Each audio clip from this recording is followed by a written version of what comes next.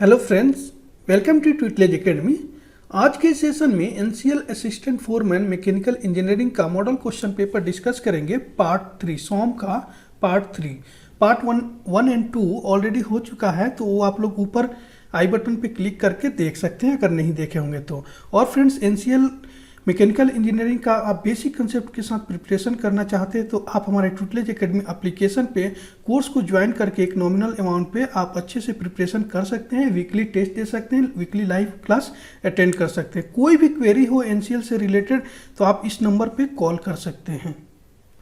तो यहाँ से अब हम लोग सॉल्व करेंगे एनसीएल का model question paper strength of material. Okay, तो हमने 25 तक क्वेश्चन सॉल्व कर लिया था पार्ट 1 एंड पार्ट 2 को मिलाकर। तो यहाँ से 26 से ऑनवर्ड क्वेश्चन सॉल्व करेंगे। तो यहाँ पे क्वेश्चन नंबर देखेंगे 26। Okay, the formula for the extension in the taper rod of length L and taper diameter D1 and D2 under the axial tensile load P is. तो इसका formula जो है बहुत ज़्यादा इंपॉर्टेंट है, किसी भी एग्जाम में पूछा जाता है और ये आता ही है। तो इसका right answer A 4PL upon pi E D1 D2। Okay, अब क्वेश्चन नंबर 27 देखेंगे। The value of principal stress at a point in a plane stress element is sigma x equal to sigma y equal to 500 MPa। Calculate the value of normal stress acting MPa at the angle 45 degree at the axis. ठीक है, तो देखिए क्या बोल रहा है। सबसे पहले प्रिंसिपल स्ट्रेस का एक फार्मूला है, न्यूमेरिकल है। तो इसमें क्या बोल रहा है, calculate the value of normal stress. ठीक है, एट 45 डिग्री एंगल पे। तो 45 डिग्री एंगल पे नॉर्मल स्ट्रेस जो होता है वो एवरेज ऑफ प्रिंसिपल स्ट्रेस होता है। तो सिग्मा n इक्वल टू जो होगा वो होगा sigma x plus sigma y divided by 2। ये नॉर्मल स्ट्रेस का फार्मूला है। अगर इसमें हम लोग वैल्यू पुट कर दें, सिग्मा x और सिग्मा y का वैल्यू जो है 500 MPa है, तो 500 plus 500 divided by 2 equal to 1000 divided by 2 equal to 500 MPa है। इस क्वेश्चन में कोई दम, कुछ भी दम नहीं है। राइट आंसर बी हो गया 500। बट स्टूडेंट क्या है, क्वेश्चन न्यूमेरिकल देखकर डर जाते हैं। देखिए, इतना भी टाइम आपको एग्जाम में नहीं लगने वाला है। ओके, आपको एग्जाम में अगर फार्मूला ये याद है कि नॉर्मल स्ट्रेस का ये फार्मूला होता है और सिग्मा x और सिग्मा y 500 MPa अगर दिया है तो आपको बिना पेन उठाए ही ऐसे समझ जाना है कि 500 प्लस 500 डिवाइडेड बाई 2, यानी आंसर जो आएगा 500 ही आएगा। अगर मान लीजिए कि सिग्मा x 400 होता और ये 500 तो 900 हो जाता, 900 बाई 2 तो 450 हो जाता। तो इस तरह से सोचना है। ठीक है, और हम हमेशा फार्मूला लिख कर सॉल्व करने की कोशिश नहीं करना है। जब भी आप एग्जाम में बैठते हैं तो देखिए आप ऐसे ही बिना लिखे ही सॉल्व कर सकते हैं क्या, तो वैसे सॉल्व कीजिए और आगे बढ़िए। ओके, नेक्स्ट क्वेश्चन देखेंगे 28। The state when tensile or compressive stress is equal in all direction within or external to a body is known as hydrostatic pressure. Right answer A हो जाएगा hydrostatic pressure.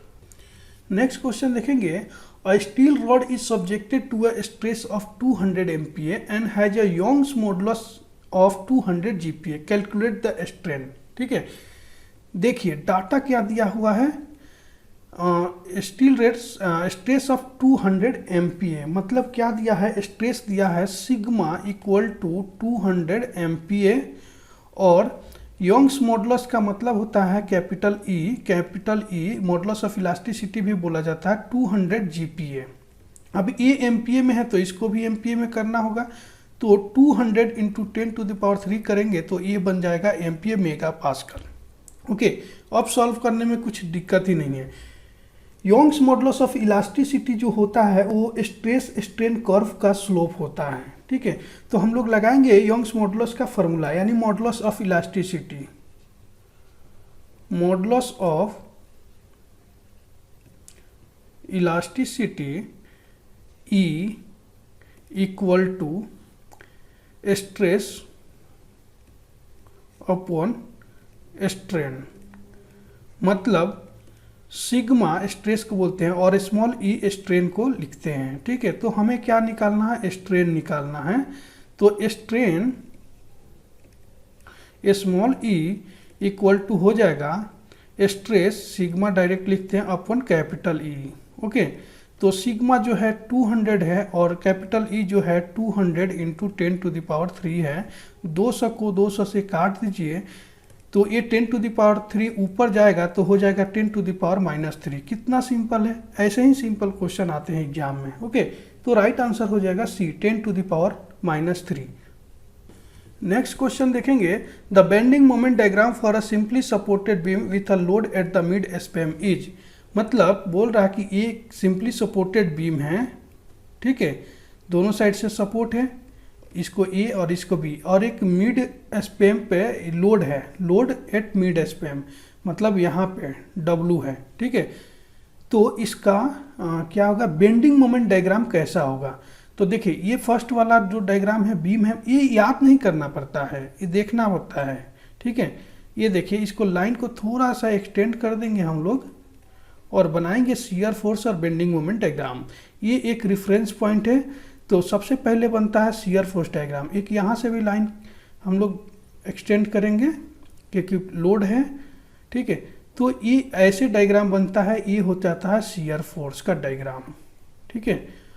और shear ये ऊपर positive होगा, reference point के ऊपर जो positive होता है और नीचे जो निगेटिव होता है, ये हो जाता है W/2, ये भी हो जाएगा W/2 बट ये माइनस में होगा। ओके, तो ये क्या हो गया, शियर फोर्स डायग्राम। तो शियर फोर्स डायग्राम कैसा होता है, रेक्टेंगल होता है, रेक्टेंगल।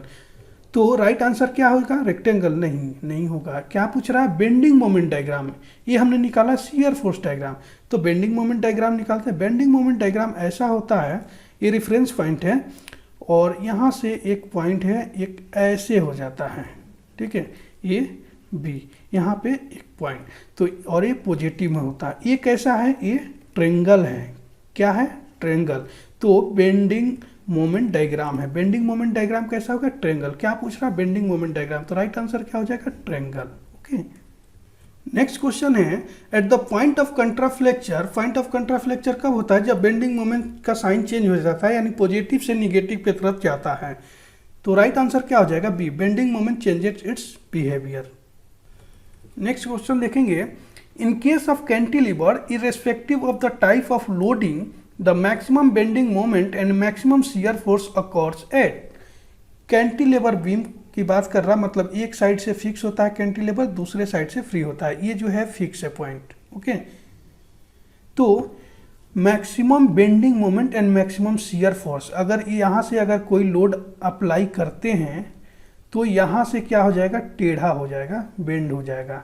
तो मैक्सिमम बेंडिंग मोमेंट जो होगा, बेंडिंग मोमेंट मैक्सिमम, वो कहाँ होगा, फिक्स पॉइंट पे ही होगा, फिक्स एंड पे ही।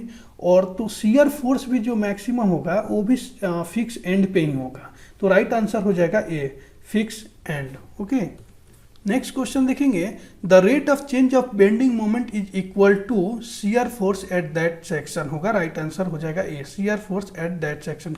क्यों, देखिए आप एक फार्मूला है dm/dx, यानी rate of change of bending moment with respect to time हो जाता है शियर फोर्स। एफ जो होता है उसी को बोला जाता है shear force. Okay, next question देखेंगे, विच टाइप ऑफ सपोर्ट है सिंगल रिएक्शन कंपोनेंट। और फ्रेंड्स, आप लोगों को कैसा लग रहा है वीडियो और पढ़ाने का तरीका, आप लोग कमेंट्स करके ज़रूर बताइएगा। अच्छा लगे तो, और कोई सजेशन हो तो वो भी आप बता सकते हैं। ओके, और वीडियो को अगर देख रहे हैं अच्छा लग रहा होगा तो पहले ही आप लोग लाइक कर दीजिएगा। ओके, तो चलिए, विच टाइप ऑफ सपोर्ट है सिंगल रिएक्शन कंपोनेंट। देखिए सपोर्ट जो होता है ना, जैसे मेनली जो बीम होता है उसकी बात कर रहा, ये बीम है, ठीक है, ये ए है, ये बी है। अगर यहाँ से लोड आता है तो यहाँ से एक रिएक्शन फोर्स जनरेट होता है, आर ए इसलिए बोलते हैं, और इसको आर पी, ठीक है, रिएक्शन फोर्स। तो ये कैसे, वर्टिकल डायरेक्शन में है, रिएक्शन वर्टिकल डायरेक्शन में है, रिएक्शन कंपोनेंट। और एक हॉरिजॉन्टल डायरेक्शन में भी क्या होता है, रिएक्शन लगेगा इसमें, किसी भी टाइप का बीम हो। बट एक ऐसा बीम है जिसमें सिंगल रिएक्शन कंपोनेंट होता है, वो होता है इसमें रोलर सपोर्ट में। जैसे मान लीजिए कि ये बीम है, ठीक, ये रोलर है, एक साइड से सपोर्ट है, फिक्स है यहाँ पे, ठीक है। तो यहाँ पे अगर लोड आता है इस पे, तो ये रिएक्शन ऐसे होगा, यहाँ रिएक्शन होगा एक साइड में, मतलब वर्टिकल डायरेक्शन में। बट हॉरिजॉन्टल डायरेक्शन में क्या है कि रिएक्शन जो मोशन होगा वो परमिटेड नहीं है, मोशन परमिटेड है। मोशन परमिटेड है मतलब यहाँ पे रोलर जो लगा है तो हॉरिजॉन्टल डायरेक्शन में क्या होगा, मोशन हो जाएगा। तो जैसे लोड अप्लाई होगा तो हॉरिजॉन्टल डायरेक्शन में मोशन हो जाएगा, और वर्टिकल डायरेक्शन में तो फिक्स है, तो यहाँ से रिएक्टिव फोर्स एक लगेगा। तो वर्टिकल डायरेक्शन में सिर्फ रिएक्शन लगेगा, मोशन और हॉरिजॉन्टल में नहीं होगा, क्योंकि मोशन परमिटेड है हॉरिजॉन्टल में। तो सिंगल रिएक्शन कंपोनेंट जो होगा वो रोलर सपोर्ट में होता है। Right answer B, roller support. Next question देखिए, the centre of gravity of a triangle is located at the point of, triangle पे में सेंटर ऑफ ग्रेविटी जो होता है वो मीडियंस में होता है। तो राइट आंसर डी हो जाएगा, concurrence of the medians. Okay, next question है, the shear stress distribution over a rectangular cross section of beam follows a parabolic path. Right answer हो जाएगा इसका सी, पैराबोलिक पाथ। देखिए डायग्राम से बता देता हूँ। रेक्टेंगुलर क्रॉस सेक्शन बोल रहा है, ये रेक्टेंगुलर है, ठीक है, ऐसे। ये टोटल क्या हो गया, डायमीटर हो गया इसका, और ये हो जाएगा d/2, नीचे भी हो जाएगा d/2। ओके, मतलब हाफ पोर्शन, रेडियस का रेडियस यानी डायमीटर का आधा, ठीक है। तो शियर क्या बोल रहा, शियर स्ट्रेस डिस्ट्रीब्यूशन इस टाइप से डायग्राम होता है रेक्टेंगुलर क्रॉस सेक्शन का, ऐसे पैराबोलिक पाथ, ठीक है। इस टाइप से आप डायग्राम देखे होंगे, ठीक।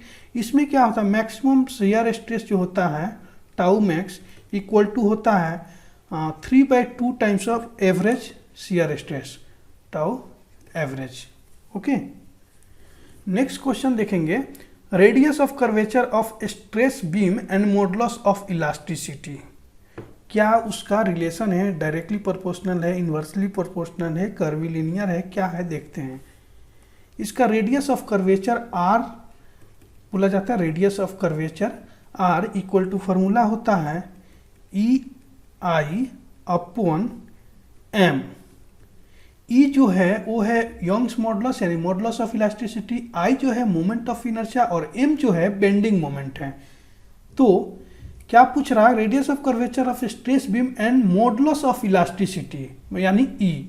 तो रेडियस ऑफ कर्वेचर और मॉडुलस ऑफ इलास्टिसिटी जो यहाँ पे दिख रहा है डायरेक्टली प्रोपोर्शनल है, तो राइट आंसर क्या हो जाएगा, ई हो जाएगा, और डायरेक्टली प्रोपोर्शनल।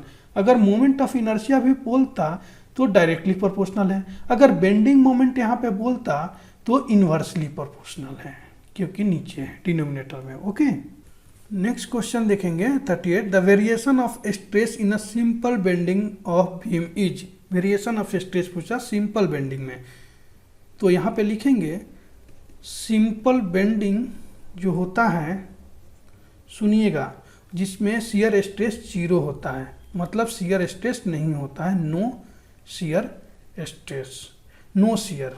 ओके, किसमें, सिंपल बेंडिंग में। तो बेंडिंग मोमेंट जो होता है वो होता है कांस्टेंट। ओके, एक इक्वेशन लिखेंगे, बाय बेंडिंग मोमेंट इक्वेशन, इसको बोलते हैं बेंडिंग इक्वेशन। क्या होता है bending equation, bending moment m/i moment of inertia equal to E Young's modulus और modulus of elasticity upon r radius equal to sigma stress upon y जो होता है वो है distance of fibre from neutral axis. Okay, therefore variation जो होगा इसमें in a simple bending beam वो होगा लीनियर। राइट आंसर जो है डी हो जाएगा, लीनियर। ओके, देखिए question 39, the point on the beam where the curvature changes from sagging to hogging is a point of. ठीक है, क्वेश्चन वही है, थोड़ा सा लैंग्वेज चेंज किया है। पॉइंट ऑफ कर्वेचर वेयर पूछ रहा है कि क्या पूछ रहा है, point on the beam where the curvature changes sagging to hogging, यानी positive to negative. Positive to negative के लिखने के जगह पे ये लिख दिया सैगिंग टू हॉगिंग। आप एसएफडी एंड वीएमडी पढ़ेंगे तो सैगिंग देखेंगे वहाँ पॉजिटिव होता है, हॉगिंग जो होता है निगेटिव होता है। तो बेंडिंग मोमेंट जहाँ साइन चेंज करता है पॉजिटिव टू निगेटिव, तो वहाँ पे उसको क्या बोलते हैं, पॉइंट ऑफ कंट्राफ्लेक्चर। वही एक क्वेश्चन है, तो राइट आंसर क्या हो जाएगा, बी, कंट्राफ्लेक्चर। नेक्स्ट क्वेश्चन देखिए, न्यूमेरिकल है, बहुत ज़्यादा सिंपल है, बहुत ज़्यादा मतलब इससे ज़्यादा सिंपल क्वेश्चन नहीं आ सकता टॉर्क से। What is the equivalent torque, equivalent torque यानी टीई पूछ रहा न्यूटन मीटर में, and bending moment in a member subjected to torque of magnitude 400 newton metre and the bending moment 300 newton metre. Data दिया हुआ है क्या है, टॉर्क ऑफ मैग्नीट्यूड यानी टी दिया हुआ है 400, ठीक है, और बेंडिंग मोमेंट दिया हुआ है एम 300 न्यूटन मीटर, दोनों न्यूटन मीटर में है, कोई चेंज करने की ज़रूरत नहीं है साइन। और तो इक्विवेलेंट बेंडिंग मोमेंट निकालना है हमें सबसे पहले। तो equivalent bending moment T E equal to होता है under root M square plus T square. तो एम स्क्वायर मतलब क्या है, 400 का स्क्वायर प्लस टी स्क्वायर यानी 300, नहीं गलत हो गया, ये 300 स्क्वायर होगा, इसको इरेज करते हैं। फिर से यहाँ पे लिखेंगे बेंडिंग मोमेंट एम जो है 300 का स्क्वायर है प्लस टॉर्क जो है वो है 400 स्क्वायर। तो 303 का स्क्वायर आपको तो पता है 9 होता है, और 2 जीरो है तो 2 जीरो का जब भी स्क्वायर होता है तो जीरो डबल हो जाता है यानी 4 जीरो हो जाएगा, और 4 का स्क्वायर होता है 16, तो यहाँ भी 2 जीरो है तो यहाँ 4 जीरो हो जाएगा जब स्क्वायर करेंगे तो, और 16 और 9 क्या होता है, 25 होता है। तो 25 में 4 जीरो दोनों के पास है, इसके पास भी एक और जीरो, तो 4 जीरो लगा लीजिए। 25 का क्या होता है, रूट 5 होता है, 4 जीरो है तो जब रूट निकालते हैं तो जीरो जो होता है हाफ हो जाता है यानी 2 जीरो हो जाएगा। तो 500 आ गया हमारा आंसर, 500 न्यूटन मीटर। ओके, उसके बाद इक्विवेलेंट टॉर्क तो हमने निकाल लिया, उसके बाद क्या बोला, एंड बेंडिंग मोमेंट, दो ऑप्शन है देख ही रहे हैं, एक टॉर्क है होगा एक बेंडिंग मोमेंट। अब देखिए दूसरा निकालने के पहले थोड़ा सा रुक जाइए, ऑप्शन को देखिए।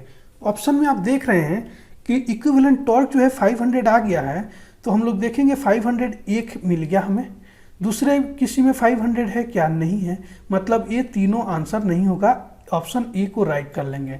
बेंडिंग मोमेंट निकालने की जरूरत ही नहीं है, जब भी ऐसा क्वेश्चन आए तो एक सॉल्व करके दूसरा आप देखिए, टाइम वेस्ट नहीं करना है, ठीक है, टाइम बहुत ज़्यादा इंपॉर्टेंट होता है एग्जाम के लिए। अब देखिए अगर दूसरा 400 आएगा ही आएगा, मैं निकाल के बता देता हूँ। अभी बेंडिंग मोमेंट निकालना है तो देखिए बेंडिंग मोमेंट का फॉर्मूला होता है half into M plus M square plus T square, ये होता है फॉर्मूला।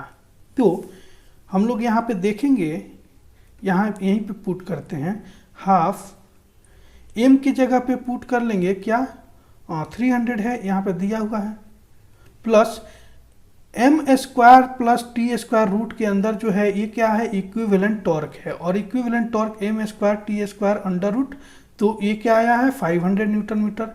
तो इसको 500 हम लोग लिख देंगे, 300 प्लस 500 800, 800 इंटू 1/2 यानी 800 डिवाइडेड बाई 2 जो होगा वो क्या हो जाएगा, 400 न्यूटन मीटर हो जाएगा। तो आ गया 400, मतलब राइट आंसर ए। ओके, अगर 500 यहाँ है और यहाँ भी 500 होता तो दो 500 होता तो हमें बेंडिंग मोमेंट भी निकालने की ज़रूरत होती। तो कभी कभी क्वेश्चन और ऑप्शन को भी देखना है सॉल्व करने से पहले, कि आपको हो सकता है कि बिना सॉल्व किए हुए ही आ जाए, तो थोड़ा लॉजिकली देखना है। ओके, नेक्स्ट क्वेश्चन देखेंगे 41, और solid shaft transmit torque T the allowable shear stress tau the diameter of, diameter पूछ रहा।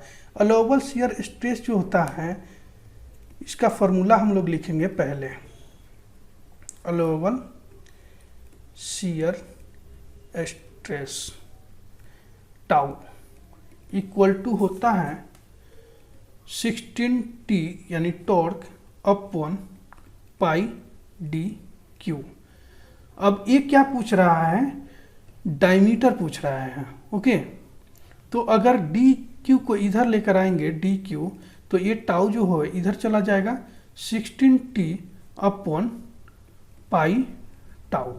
तो डायमीटर पूछ रहा, तो क्यूब जो है पावर क्यूब है तो हटा दीजिए, इधर लेकर जाएंगे तो ये रूट हो जाएगा क्यूबिक रूट, तो d इक्वल टू हो जाएगा cubic root 16t upon pi tau. हो गया। और इस फॉर्मूला को मैक्सिमम शियर स्ट्रेस भी बोलते हैं, टाउ मैक्स। ये भी याद करिएगा, कभी कभी एग्जाम में यही पूछा जाता है, यही ऑप्शन में रहेगा। और कभी कभी डायमीटर पूछ लिया तो ऐसे डायमीटर निकालते हैं। मेन फार्मूला जो है ये है आपका। तो राइट आंसर क्या हो जाएगा, ए हो जाएगा, क्यूबिक रूट 16t अपन पाई टी। तो फ्रेंड्स आज पार्ट 3 में इतना ही क्वेश्चन रहने देते हैं, ठीक है। बाकी का जो जितना भी क्वेश्चन है, टोटल 70 क्वेश्चन हर पेपर में हर सब्जेक्ट से लिया जाता है एनसीएल के अकॉर्डिंग। तो बाकी जो है पार्ट 4 में कंप्लीट करा देंगे। ओके, तो वीडियो अच्छी लगी तो आप लाइक जरूर कीजिएगा, अपने दोस्तों के बीच ज़्यादा से ज़्यादा शेयर जरूर करें, और कुछ भी डाउट हो तो आप कमेंट्स करके पूछ सकते हैं। और एनसीएल का कोर्स आपको ज्वाइन हो तो आप कॉल कर सकते हैं डायरेक्ट, या फिर डायरेक्ट बिना कॉल किए भी ज्वाइन कर सकते हैं। कोई भी क्वेरी हो तो आप कभी भी किसी भी टाइम कॉल कर सकते हैं। ओके, तो चलिए मिलते हैं नेक्स्ट वीडियो में। Thank you for watching this video.